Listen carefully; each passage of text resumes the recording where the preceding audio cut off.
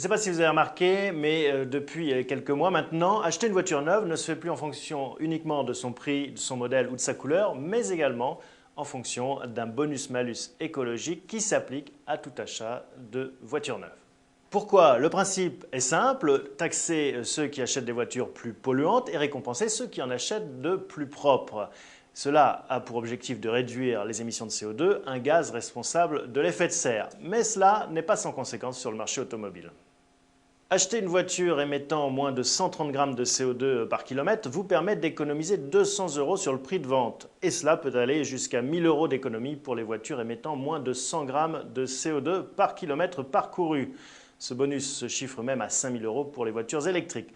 Au contraire, si vous achetez des véhicules très polluants, vous devrez payer en plus jusqu'à 2600 € pour les voitures émettant plus de 250 grammes par kilomètre.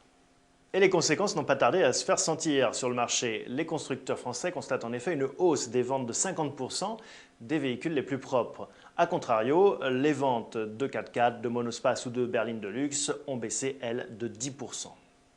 Ce système de bonus-malus est donc victime de son succès. Au départ, il avait été imaginé pour s'équilibrer, à savoir que les bonus devaient être financés par les malus. Mais devant le succès des ventes de voitures propres, l'État doit sortir beaucoup plus d'argent que prévu, environ 200 millions, à tel point qu'il va sans doute annualiser le principe. Au lieu de ne payer qu'une fois au moment de l'achat, eh bien, les acheteurs de voitures plus polluantes devront payer un malus chaque année.